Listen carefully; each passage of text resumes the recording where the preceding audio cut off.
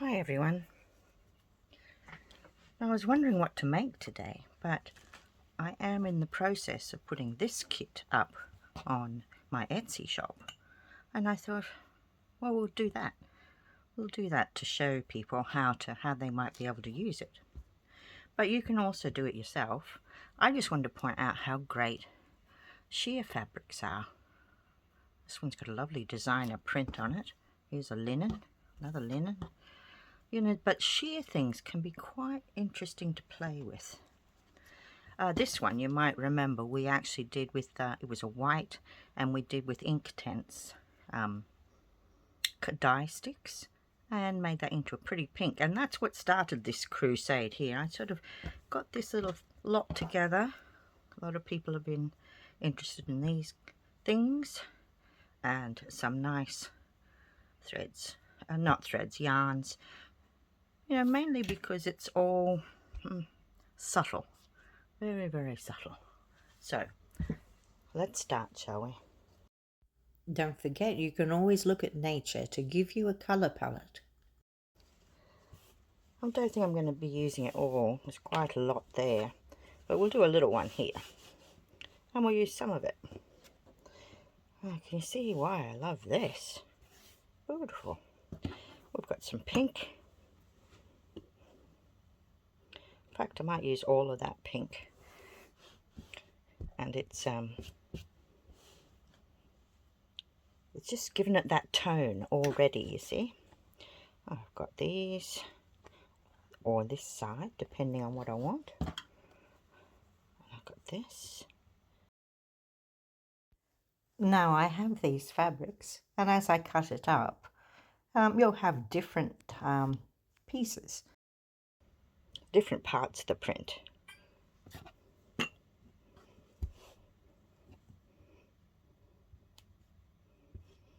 But I'd just like to see how it goes if I just pop some things down. Probably don't need it all on something so tiny. But it's a good way to look at different fabrics and how you can use them, because I really like doing that.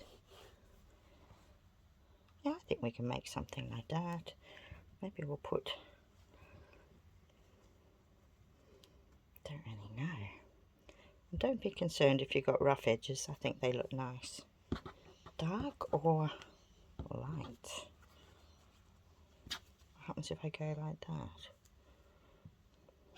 Then we get that pattern through it. That's quite nice too.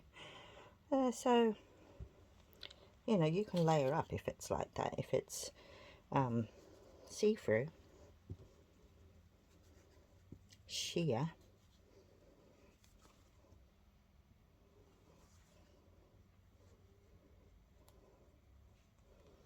how does that look? Something like that. Maybe it should be this way around.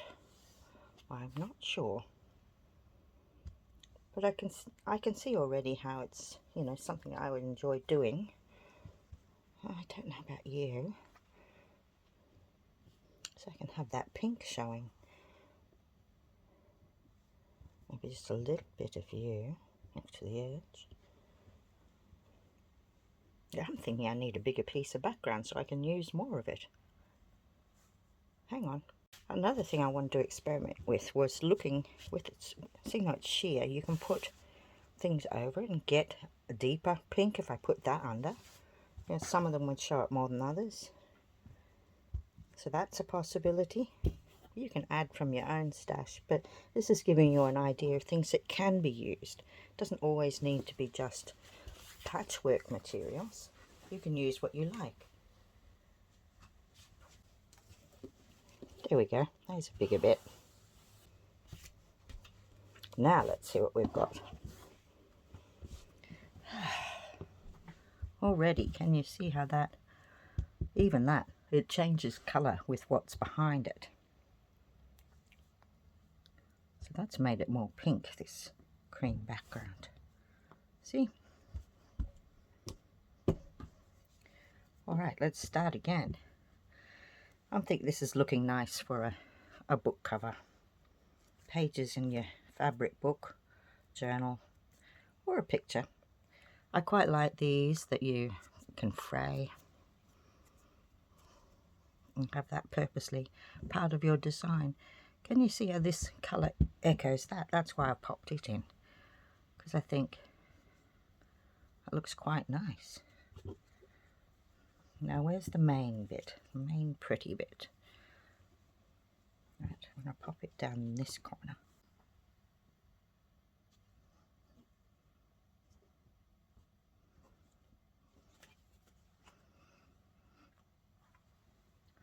I'm undecided of which side. That's another thing. You can turn fabrics over and see, you know, you can use that twice. I could cut it in bits. Let's try that. I'll make it one slightly smaller than the other. And I could have both. There's a dark piece. That looks quite nice.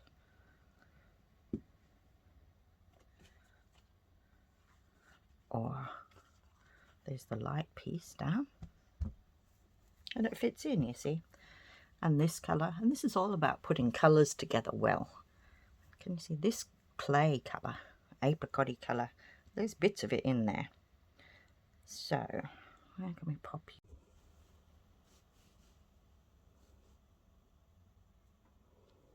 Right, when you get your pieces how you want, I've decided that this is probably going to be a cover of a book, and so I've decided that I would prefer to have just these ones in the spine and have this pretty pink one over here. Maybe do the same here. So shuffle it around and try it in all the different kind of ways that you might like. You know, up to you. Now what you can do is you can pin your pieces on, or you can use a glue stick. I think that glue stick's finished. Right, rather than search for one, I'm just going to do this. Through those 3 layers, because that's what I've decided that I want.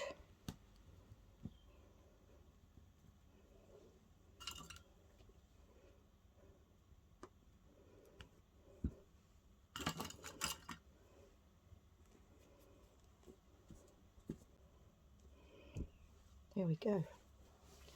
Well, what I would suggest is finding threads that you would like.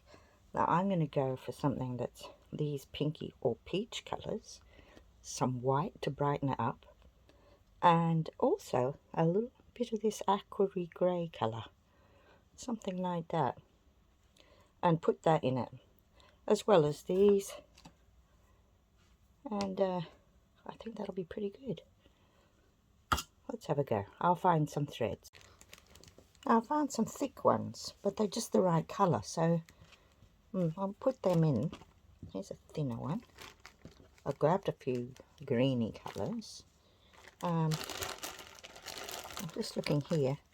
Look at that, wouldn't that be lovely? There's a few that kind of colour. There's a deeper one if I wanted to bring a deeper colour in. So I'm already got a lot. Cream looks nice. And like I said, some white or something. So these are all thick ones at the moment because I haven't gotten around to, oh, this one's thinner, to getting the stranded out. Well, we'll just see how we can start. All right, I'll put the threads to one side. And let's have a look at these. Now, I like yarns in things. You know, I just think that picks it up. Something like that, trailing across, or using it as seams of, you know, to cover edges, or all kinds of things. So I like that. I love this. This is so subtle. So there's all kinds, and there's this creamy white one. That would be good.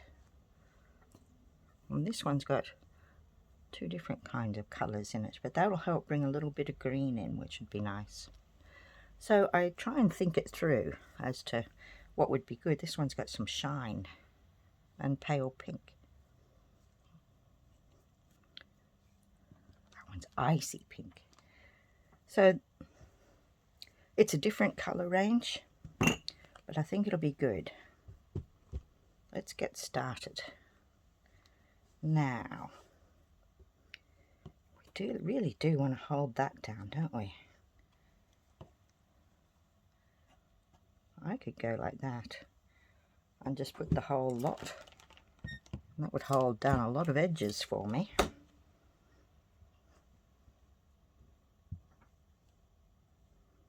So grab something. Don't know how well this will go, this thicker cotton, but I'm going to try it because I like thick and thin because it really shows things up. I think it's good.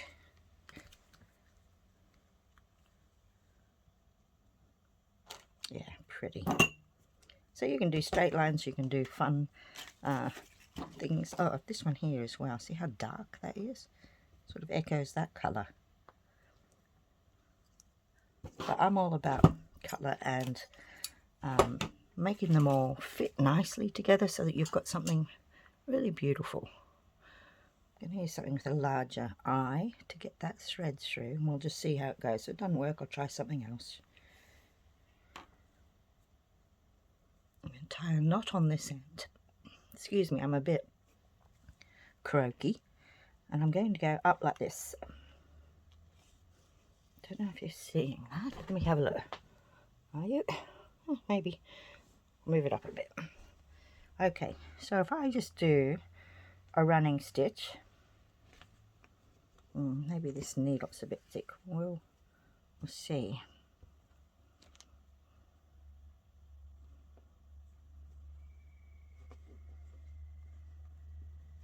Yeah, it's a bit thick. I'll try a thinner needle. Sometimes, I'll get it in a second. Sometimes, see how we covered up all those rough edges?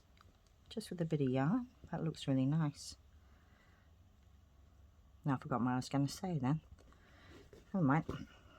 Come back.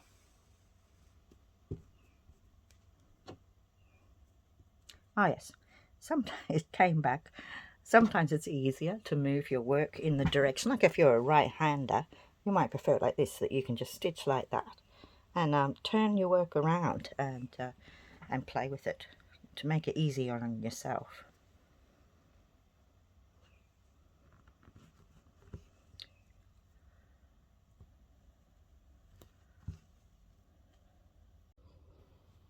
Right, you can see I've done that. I still haven't changed needle, but we'll persevere and see. But it's held quite a bit of those ones down already without doing very much at all. And it's brought a bit of emphasis in that, in this pretty shiny yarn.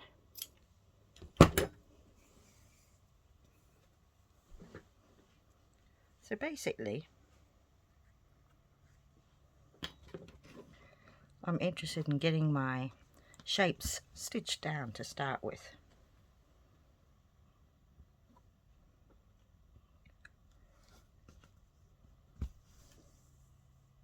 So I'm just going to go around the edges of this so that it does stay where I want.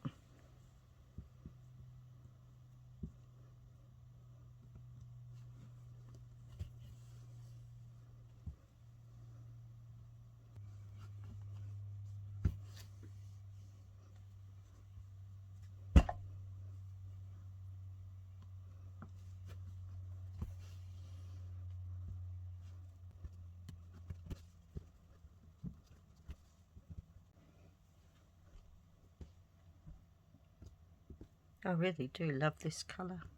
I did do another one and it's in greens and it's really pretty, but it's much more vibrant. I just wanted to have a go at this delicate one. Oh no, I'll just go straight across, I think. Right, selecting materials and then using a bit of running stitch to hold down your squares. Doesn't need to be just running stitch. Look at these interesting stitches. So we end up using the yarn sometimes as well to hold down those edges, or just ordinary stitch. But pretty soon I feel like bringing in something even more. So it's up to you, but see how I've looked at what is already in that material, that little leaf shape there. Well, pulling in that with a little bit of running stitch, and I've used a little bit on that stem that we just saw, of one of the yarns that had the green in. Now I'm looking here and thinking I could pop this lovely yarn over the top of that, or I could pop it through it. So I've sort of woven it in amongst it, can you see? And then I could trail it down to one side. I'll couch it on. But look here, I've done some more of going round some leaf shapes. And then I brought it down here onto this flower. And I'm starting, can you see, using a bit of pink just to imagine where those leaves would go, the petals would go that have been cut off. I only have a little piece of that material, but I can try and drag it further. So you can see I put in a couple of pinks. I've done a little bit of couching of a nice yarn there. Done a little bit of seed stitch. Look how well that stem worked out using that yarn. But it's looking really nice and very textural. And it really is a great thing for practicing your stitches on. And is a very creative project. Now, like I say, I've done 2 kits that I'm putting up on my Etsy shop, the pink one and a green themed one. Here's a little look at the green. But you can make one up yourself. I hope you found this interesting. If you have, don't forget to press like and subscribe if you haven't already. Thanks for watching.